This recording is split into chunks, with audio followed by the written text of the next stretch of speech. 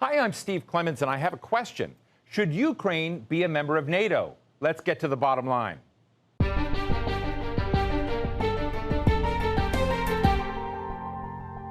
Ukraine has always been stuck between a rock and a hard place. Historically and geographically, it's always been in Russia's orbit.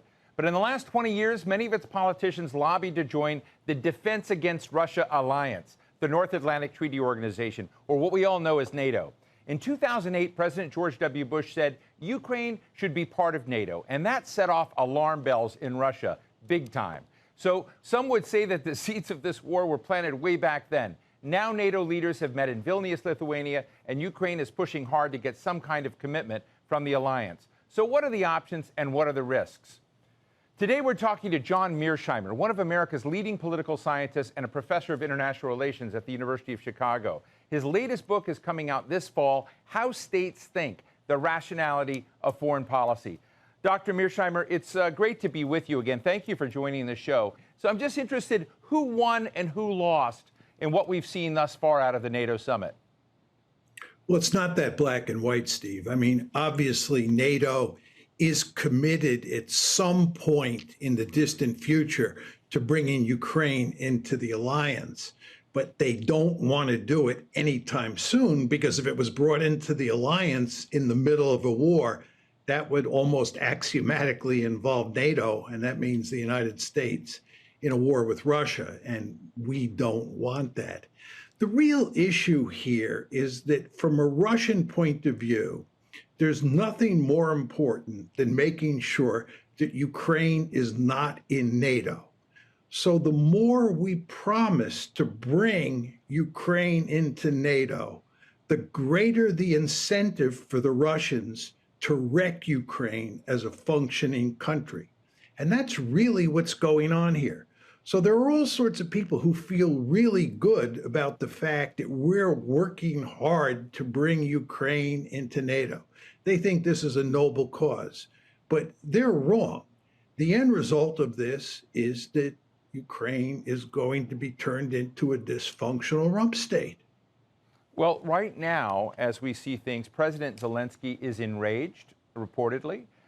He's saying they don't respect NATO. I mean, you have to understand that there are a lot of people that see heroism, at least in those that have tried to defy, Russia's invasion, and are saying that this lack of a clear timeline for inclusion in NATO is disrespecting that. And I understand where you're coming from, but is there any argument there, as you kind of look at it, that maybe when you have two powers like Russia and the United States and the West and NATO, basically bringing Ukraine, as you said, as the bulwark, in the right side of that alliance, might be the right thing? Is there any argument for that?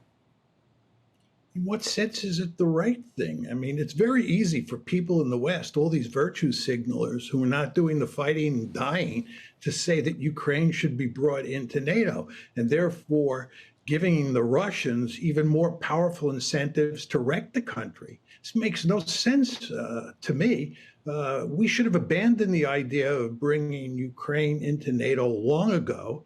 And had we done that, there would be no war today in all likelihood. If these people believe that fueling this war is going to ultimately lead to a Ukrainian victory, and then we can bring Ukraine into NATO, they're living in a fool's paradise. The Ukrainians are not going to win this war. If anything, the Russians are going to win this war. And if you look at what's happening with this highly touted Ukrainian counteroffensive that's been going since June 4th, the fact is it's going nowhere, and huge numbers of Ukrainian troops are being slaughtered, and many of their armored fighting vehicles are being destroyed. John, you've written a paper. I mean, it's a very compelling paper. I highly recommend people read it. It's called The Darkness Ahead, Where the Ukraine War is Headed. And so you see this awful dark future ahead. Can you share with our audience a little bit about what the key pillars of your argument are? Well, first of all, as you describe it, Steve, I think that both sides at this point in time, the Russians on one side and Ukraine and the West on the other side, view each other as existential threats that have to be defeated. And in a world like that, there's very little room for compromise because you're dealing with a mortal enemy. That's at the general level. At the more specific level, there are two key issues that are unresolvable. The first has to do with territory, and the second has to do with neutrality. And let me start with the second because it gets to what we were talking about a few minutes ago. The Russians insist that Ukraine not be in NATO. Needless to say, the Ukrainians at this point in time desperately want to be into NATO. Well, there's no way that you can square that circle. Either it's in NATO or it's not in NATO. Then there's the issue of territory. The fact is that the Russians have cleaved off about 23% of Ukrainian territory, and they have made it clear that they're not giving it back. Indeed, they have annexed all that territory, and they promised to take more territory. The Ukrainians, understandably, want all of their territory back. Again, how do you square that circle? If the Russians keep the territory, the Ukrainians can't get it back, and the Russians are going to keep the territory. So you have a territorial issue as well as the issue of neutrality.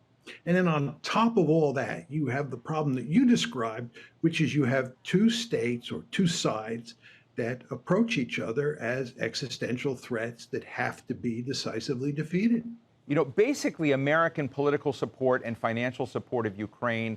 We've right now seen cluster bombs committed. We've seen, a big buy-in essentially from the United States president into the outcome of Ukraine. Where do you see that going? A lot of people saw Joe Biden and his White House maybe acquiescing to a frozen conflict, but then saw the cluster bombs as maybe an effort to move this war more quickly. How do you see it?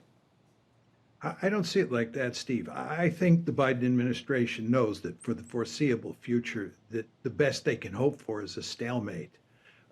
And the cluster bombs are not designed to allow Ukraine to defeat the Russians on the battlefield or help them win on the battlefield. The fact is that the most important weapon on the battlefield in this war of attrition is artillery. And the Russians have somewhere between a 5 to 10 to 1 advantage in artillery. This has massive consequences. But on top of that, the Ukrainians are running out of artillery. And the reason that we're giving the Ukrainians cluster bombs at this point in time is so that that will compensate for the fact that they're running out of artillery.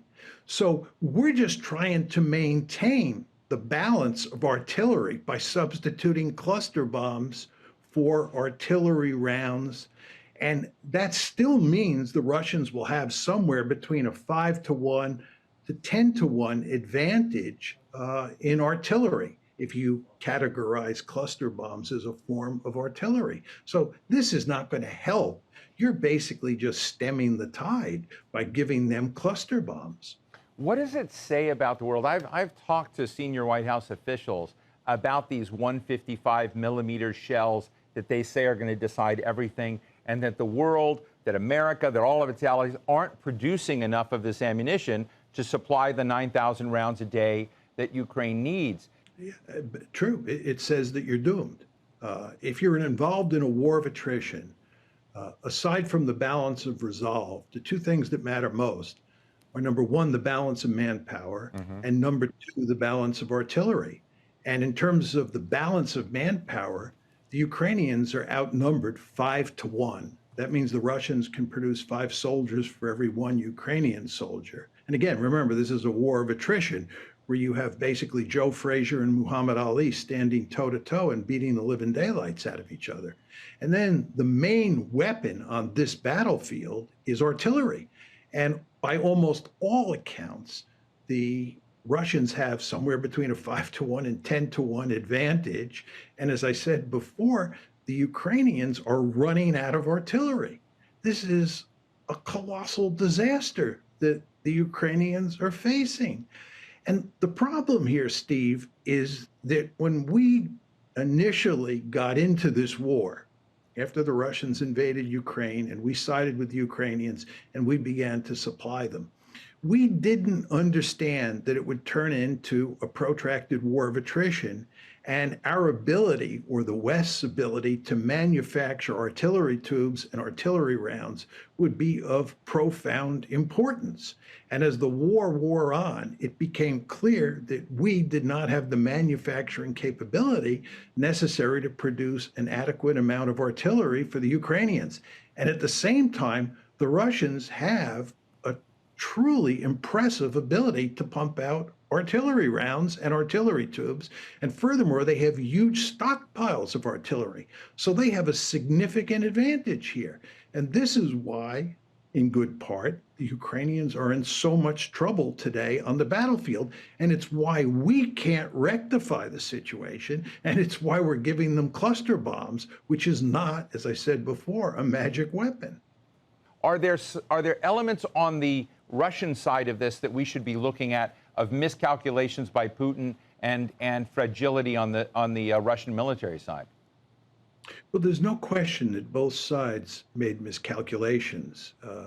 It's hard to say what miscalculations or which miscalculations Putin made, simply because we don't have a lot of information. We really don't know what he was thinking about as he went into the war. But the one miscalculation he made was that when he invaded on February 24th of 2022, he went in with a relatively small force. And it's very clear to me and to a number of other analysts that what he was interested in doing was getting the Ukrainians to negotiate about the future of Ukraine in NATO. He was interested in the question of Ukrainian neutrality. And at first, it looked like he might succeed, because as you remember, in March, the Ukrainians and the Russians were actually negotiating in Istanbul. And the main issue that they were negotiating about was this question of neutrality versus NATO membership for Ukraine. Now, had those negotiations worked, it would have been a brilliant calculation on Putin's part.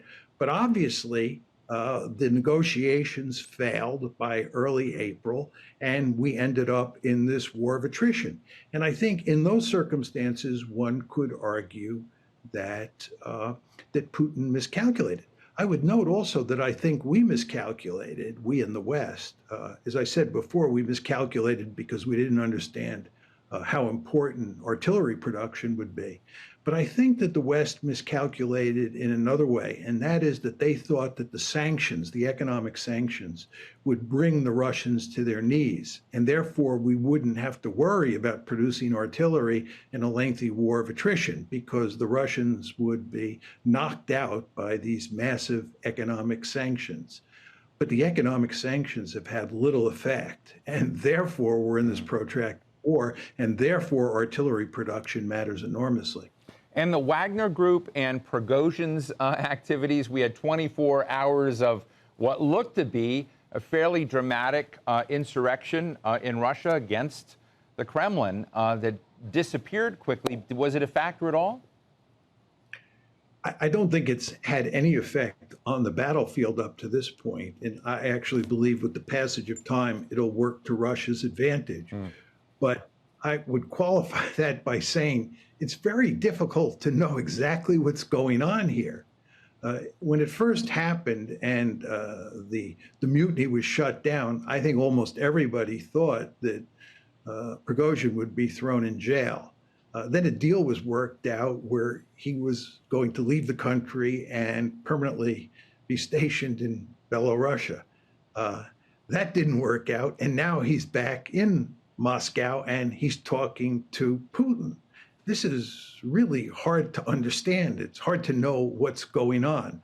But my clear sense, and I may be wrong here, but my clear sense is that what Putin is up to is he wants to keep the Wagner Group intact, and he wants to keep it in the fight because it is a formidable fighting force. And at the same time, he wants to keep Prigozhin on his side, but he will go to great lengths to neuter Prigozhin so that he cannot cause any significant trouble in the future. If he's successful at doing something along these lines, this will be a net positive. If Prigozhin doesn't play along, he's going to have to deal with Prigozhin in harsh ways because Prigozhin has the potential to cause really big problems inside the Russian chain of command. And I believe that if he did that, it would ultimately have an effect on events on the battlefield. And given the nature of this war, the Russians cannot afford that. So they have to deal with Prigozhin one way or the other. But exactly how they do it is hard to say with any degree of certainty at this point. You have argued in this paper very compellingly that the United States and Russia in a proxy war just can't quit each other. They're just going to continue at it. But there happen to be a lot of Republicans who do want to quit this war. If the Republicans come to office, will they be able to find an off-ramp in this conflict, or do you think it still keeps grinding on as you've written? Well, if I had to bet, Steve, I would bet that the Republicans would not take us out of the war. You want to remember that although there is a substantial slice of the Republican Party that is in favor of getting out of Ukraine, there are a large number of super hawks in the Republican Party. And this includes people like Lindsey Graham and Mitch McConnell. And those folks want to make sure we don't get out. I think that, even if Trump gets elected, that Trump, although he may talk about pulling us out, that won't happen. In large part because the blob or the foreign policy establishment or the deep state has so much influence that it's just hard to imagine the United States walking away from the war in Ukraine at this point in time. And you understand that because Ukraine has no ability to produce its own weaponry. And in fact, it can't even support itself as a functioning government. It absolutely requires our backing. So if we were to walk away in any meaningful way, it would have devastating consequences for Ukraine. Ukraine would lose and Russia would win. I find it hard to believe in a Republican administration or a Republican-dominated Congress pushing us down that road. I mean, it could happen, but I do not think it's likely. I think we're in this one for the foreseeable future. And I think really the only interesting question, Steve, is whether we get dragged into the fight. Right. At a GlobeSec meeting in May, I heard French President Emmanuel Macron and European Commission President Ursula von der Leyen essentially both shrug off then any chance of near-term NATO membership for Ukraine. But what they're trying to put in place are essentially bundled security assurances, which to me sounds like Taiwan. Is there another strategy here that sidesteps the NATO question, provides what Macron said was compelling security assurances that might possibly deter, Russian reinvasion down the road once this conflict gets resolved? Is that a sensible strategy or not? No, it doesn't work. And this is basically what you had right before the war. I've argued in a number of places, Ukraine, before the war started on February 24th, 2022, had become a de facto member of NATO. This is one of the reasons that the Ukrainians have fought so well. They were trained and armed by the West between 2014 and 2022. Ukraine had become a de facto member of NATO. And this is categorically unacceptable to the Russians. The Russians want Ukraine to be a genuinely neutral country. And the problem is that the Ukrainians want a security guarantee. And this is completely understandable. Who could blame the Ukrainians for wanting a security guarantee forever and ever? But the question is, who can give them that security guarantee? And the only country or group of countries that can give them that security guarantee are the United States and the West more generally. And once you do that, whether it's done formally through NATO or informally through NATO, you end up in a situation that's intolerable to the Russians. And this is why I find it hard to imagine. It's one of the reasons I find it so hard to imagine that we're ever going to get a genuine peace agreement. And instead, I think we're going to end up in a frozen conflict.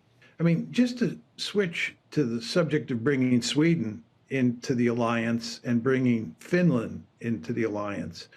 In the West, this is seen as an unalloyed good. It's a wonderful thing. It's all designed to check Russian expansion into all of Europe. I'd make 2 points. One is the Russians have never had any intention of extending their military into Eastern Europe, much less into Western Europe. The idea that this is the second coming of the Soviet Union is not a serious argument. So we don't need to strengthen NATO to contain Russia.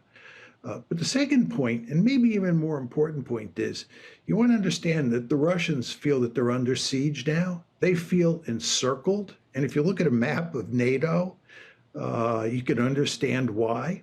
So if you have a situation where both Finland and Sweden are in NATO, and you look at the Baltic Sea, which matters greatly to the Russians because Kaliningrad is only reachable by the Baltic Sea, this is going to make the Russians very scared.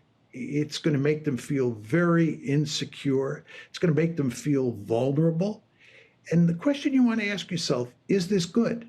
My many years studying great power politics tell me that you don't want to put a great power in a situation where it is really scared, because you never want to underestimate the extent to which a great power that's really scared will pursue risky strategies. And the Russians may very well pursue a highly risky strategy, one that's highly undesirable to the West, some down the road, because they're scared. So I'd be very careful about scaring the Russians. And I would note here, Steve, that the reason the Russians invaded Ukraine, in my opinion, is that they were scared stiff at the thought of Ukraine becoming a Western bulwark on Russia's borders. So we've played this game once before. And what we're doing here in a very important way is trying to up the ante. Let's not only talk about bringing Ukraine into NATO, let's bring Sweden and Finland into NATO. Let's get the Turks against the Russians. Let's get the whole world against the Russians.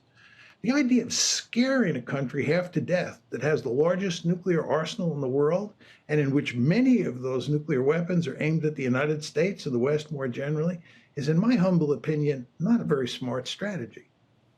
Well, we'll have to leave it there. Fascinating conversation. Professor John Mearsheimer at the University of Chicago, thank you so much for your candor and your insights today. My pleasure, Steve. So what's the bottom line? NATO is a one-for-all and all-for-one alliance, and Ukraine is just not in the club and won't be for a long time, if ever. The alliance requires all members to agree to any new member, and the U.S., France, Germany, Hungary, and Turkey have all expressed reservations. Most Eastern European capitals are frustrated, and the issue is dividing allies who see the absence of a NATO track in Vilnius as a victory for Russian President Vladimir Putin. This is not an easy knot to work through.